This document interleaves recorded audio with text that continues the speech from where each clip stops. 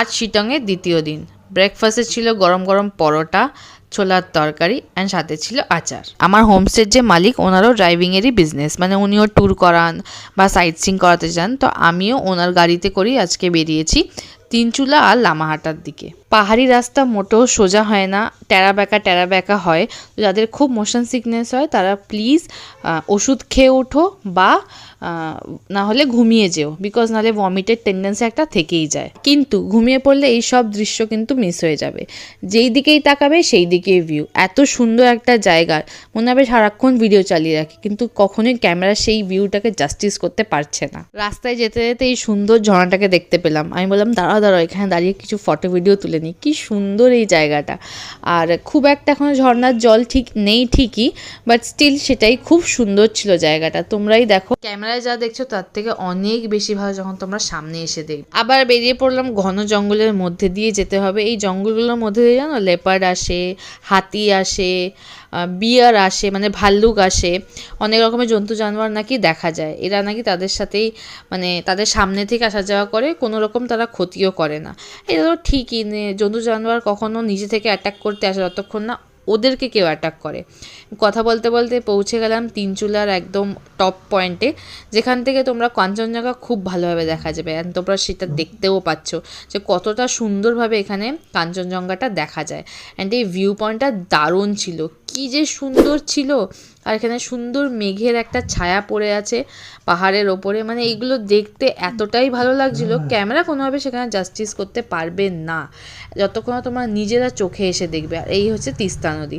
জায়গাগুলো খুবই সুন্দর ছিল। অ্যান্ড এতটা কষ্ট করে যাওয়া পাহাড়ের এই এঁকিবেঁকি রাস্তা দিয়ে একদম ওয়ার্থ ইট ছিল। জায়গাগুলো খুবই সুন্দর ছিল। তোমরাও এসো, এটা হচ্ছে তিনচুলা ভিউ পয়েন্ট।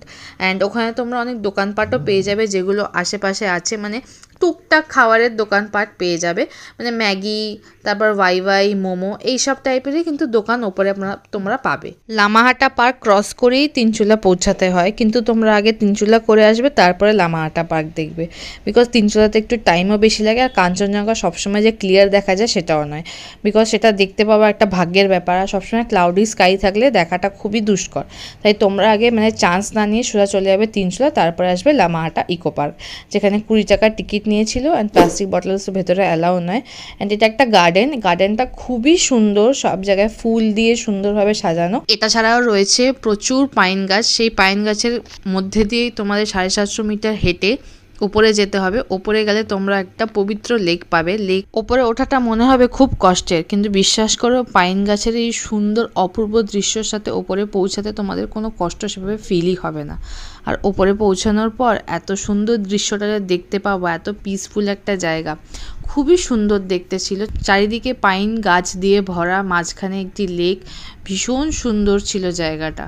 ওপরে ওঠার রাস্তাটা মোটেই খুব সহজ ছিল না। তো যাদের বাড়িতে বয়স্করা রয়েছেন বা ছোট বাচ্চা আছে তাদেরকে নিয়ে ওপরে ওঠাটা একটু রিস্কি, বা যারা মাঝবয়সী যারা রয়েছেন তারা অবশ্যই আসবে, তবেই কিন্তু এই জায়গাটার মাহাত্ম্যটা বুঝতে পারবে। যারা পাহাড় পছন্দ করো, যারা কামনেসকে সবসময় প্রায়োরিটি দিয়ে থাকো, তারা প্লিজ এই সব জায়গায় একবার ঘুরতে এসো, সত্যি সেই ফিলটা পাবে। সূর্য অলরেডি ডুবে গেছে, চললাম এবার হোমস্টের দিকে। লাঞ্চ যেহেতু বাইরে কোথাওই করিনি, তাই সন্ধেবেলা আমার জন্য লাঞ্চ রেখে দেওয়া হয়েছিল। ইভেন তারাও আমার জন্য ওয়েট করেছে। এমনি বলিনি যে আমি এখান থেকে খুব হোমলি ফিলিং পাচ্ছি। আসার পরপরই আমাকে জিজ্ঞাসা করা না হয়েছিল যে তোমার কি খেতে পছন্দ, সেই অ্যাকর্ডিংলি রোজ রান্না করেছে ঝাল আর ধনেপাতা ছাড়া। এই জন্যেই বোধহয় আরও অ্যাটাচড হয়ে যাচ্ছি।